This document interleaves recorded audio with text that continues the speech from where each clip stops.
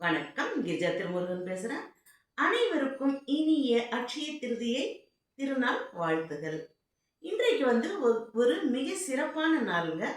நீங்க எல்லாம் கேள்விப்பட்டிருப்பீங்க அதிகம்.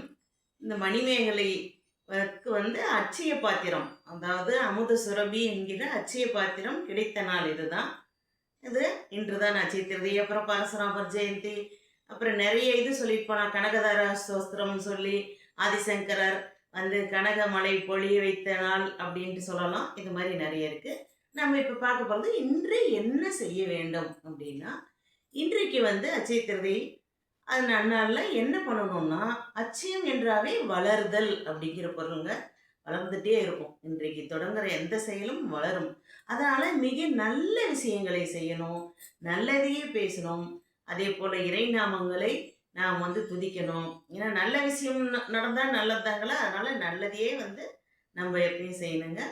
அதே போல ஏதாவது வீட்டுக்கு தேவையான பொருள்கள் இருந்தால் இன்று வாங்கலாம். அதாவது தேவையாக இருக்கும் பட்சத்தில் வாங்கலாம். அதே போல தங்கம் வாங்குவது அவரவர்கள் விருப்பம்.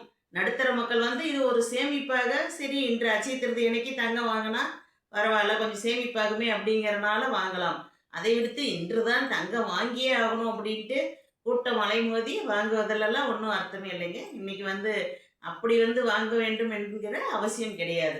நம்ம தேவையாக இருக்கிற பட்சத்தில் வாங்கலாம். ஒரு ஒரு கல்லுப்பு, மஞ்சள், அது மாதிரியான மங்களகரமான பொருட்கள் நம்ம வாங்கலாம். அது மாதிரி வாங்கலாம். வாங்குவதை விட கொடுப்பதே சிறந்ததுங்க. ஆமாங்க. இன்றைக்கு உங்களால் இயன்ற அளவு தானம் பண்ணுங்க. ஏதோ அது உணவாக இருக்கலாம், இல்லை நீர்மோர் பருக தரலாம், ஒரு பானகம், ஏன்னா வெயில் காலம், அது மாதிரி ஒரு கொடை விசிறி அப்படின்னு கொடுக்கலாம். ஒன்றும் இல்லைன்னா ஒரு தண்ணீராச்சும் கொடுக்கலாங்க. ஏன்னா தவிச்ச வாய்க்கு தண்ணீர் தர்றது தான் இது சிறந்த புண்ணியங்க. அது மாதிரி உங்களால் இயன்ற தானத்தை கொடுங்க. இப்போ நம்ம அப்போ அட்சய பாத்திரம் கிடைத்தன்றே பார்த்தா கூட அதை வைத்து கொண்டு அதை எடுக்க அல்ல குறையாத அமுத சுரபி, அது மற்றவர்களுக்கு உதவும் மாதிரி தான் அதில் எடுத்து உணவு ஊரில் இருக்கும் மக்களுக்கெல்லாம் வழங்கினாங்கன்னு தான் நம்ம படிச்சிருப்போம், பாட புத்தகத்திலே படித்திருப்போம். அப்படி தமிழ் பாட புத்தகத்தில் வந்த கதை தான்.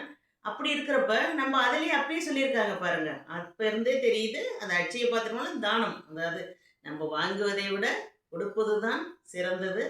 அதே நமக்கு நன்மை தரும். அதே போல இன்று என்ன செய்யக்கூடாதுன்னா, இன்று இயன்ற அளவு அசைவம் சாப்பிடுவதை தவிர்ப்பது நல்லது. அதே போல வந்து என்ன பண்ணக்கூடாது அடுத்தது அப்படின்னா, இந்த என்ன சொல்றது, ஒரு சண்டை சச்சரவு வாக்குவாதம் அது மாதிரியானது எதுவுமே இன்னைக்கு இல்லாத பார்த்துக்கணுங்க. ஏன்னா இன்னைக்கு நடக்கிறது அட்சய வளர்ந்துட்டே இருக்குங்கிறப்ப ஏன் வீணா இது பண்ணிட்டு, அதனால இன்று நல்லதையே நினையுங்கள், நல்லதையே பேசுங்கள், இறைநாமத்தை துதியுங்கள், உங்களுக்கு பிடித்தவற்றை சமைத்து குடும்பத்தோடு ஒன்றாக அமர்ந்து உண்ணுங்கள். அதே போல ஏதோ ஒரு இனிப்பு செய்து ஒரு பாயாசம் செய்து கூட இறைவனுக்கு நிவேதனம் படைத்து விட்டு அடுத்து நீங்கள் எல்லாம் சாப்பிடலாம். உங்களுக்கு பிடித்தமான உடை அணிந்து கொள்ளலாம், புத்தாடை இருந்தாலும் அணிந்துக்கலாம். உங்கள் விருப்பம் போல நல்ல விஷயங்களை செய்யுங்கள். நல்லதே நடக்கும். வாழ்க.